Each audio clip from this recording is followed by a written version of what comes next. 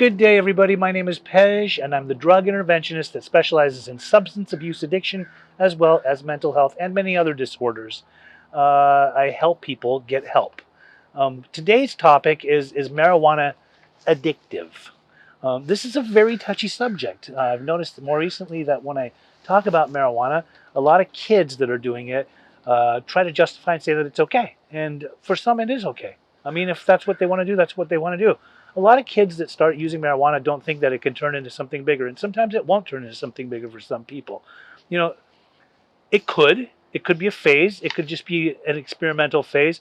Um, it's not physically addictive. We all know that. I mean, it's not like you really, really need it. Like your body grows a dependency to where you have to have it in your bloodstream. However, I think it's mentally addictive. And if you do marijuana more, we just call it weed today, okay? Like marijuana is like the name for it, but we call it weed. And if you smoke weed or you do dabs or whatever you want to do, and you do it regularly over a period of time, like day in, day out, or even every other day, you might be addicted. But that's up to you to determine that, right? Personally, for me, I used to fight up and down with anybody in arguments about the fact that it's natural. And let's be real here. Yes, marijuana is natural. It grows in the ground. It grows from the ground. It's a plant, right? But for the most part, all drugs are natural. I mean, at some point or another, they came from something. You got kratom, you got heroin, you got opium, you got cocaine. They all come from some kind of leaf or some kind of plant. So you can't just like single out marijuana and say that that's a natural plant and therefore it's not a drug. It is a drug. It's a substance. It affects you from the head up. When I was younger, like I used to love smoking weed. And was it an addiction? Of course it was, because I was always going after more and more and more. Could I just try it, do a little bit of it and not do any more? No. That's why I kept doing it. Why was I scraping my pipe? And back in the day, we used to scrape pipes, you know? I mean, if you didn't have anything and you couldn't afford it, you'd get the resin off of your pipe and you'd smoke it. So what is that? That's addictive behavior. At least I say for myself that that was addictive behavior. You know, so it's not like everybody's going to be a weed smoker and then turn into a heroin addict or a fentanyl addict or all of that. But I do believe that addictions can expand and grow. And so it can start with weed. It can start with drinks. It can start with drinks and weed. A lot of people don't like to drink alcohol with weed because it makes you kind of dizzy. I didn't mind. You know, I didn't discriminate. I did it either way. And so for a long time when I was smoking weed, I would do it out of a bong. I would do it out of pipes. I liked doing it out of glass pipes. I mean, I was kind of like, I had my stuff. I was, very calculated. Like I wake up in the morning and I'd take my bong and I'd clean it out. I would clean it with rubbing alcohol, scrub it nice and like it was like brand new. It was a glass bong. All pieces of it were glass. I'd put it into the freezer and then I would go and take a shower, let that chill in there, come back out, and I had some dank bud. This is my past the phase of smoking the swag weed, the stuff with the seeds. I had my dank bud that I would go out of my way to get. It was illegal back then, so we would obtain it however we obtained it because we just knew people or we knew growers, and then we would grow it ourselves too.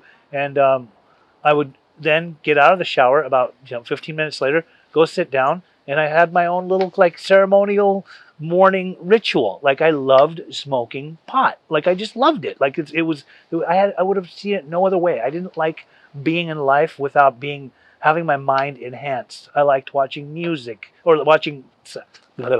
I liked watching movies. I liked watching TV. I liked listening to music when I was under the influence of marijuana. I mean, it always enhanced my thought process. It always made things sound better, look better, taste better. Oh, and then there's tasting better. When you get the munchies, which marijuana always made me super, super hungry, I would always go and like eat a lot of junk food. I would gorge, I would eat to the point of to the point where I think, oh my God, I've overshot the mark yet one more time because I had the super munchies, right? So marijuana for me was very addictive. And I, for a long time, I obtained it. I sold it. I would get it in large amounts.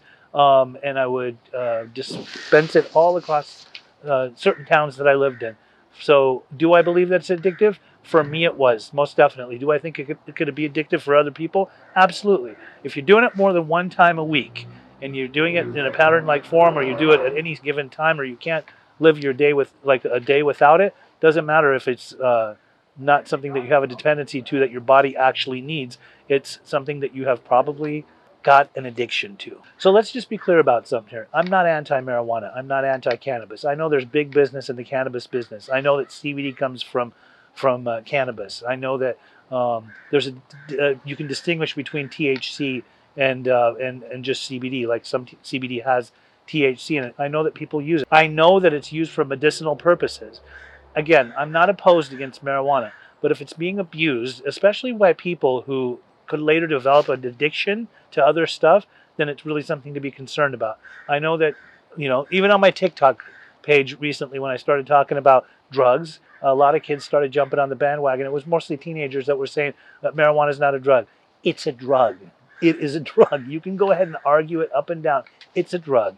It does get you high. It puts you in a different state of consciousness.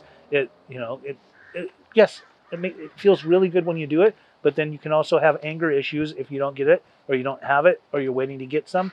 You could act out if you can't afford it. You might be more on edge, and until you actually get your weed, and then you get nice and high, so high. Believe me, I used to be a major pothead weed smoker. I loved marijuana, and I'd be lying to myself if I say that I wasn't addicted for all the years that I did it. So in the recovery world, there are some people who think that they're on marijuana maintenance, or they go to weed-friendly rehabs, or they go to sober livings that are weed-friendly. A sober living that's weed-friendly is not a sober living. People are not sober. To each their own. You want to smoke weed? No problem. In my world, in my recovery world, definitely, it's not something that I can do.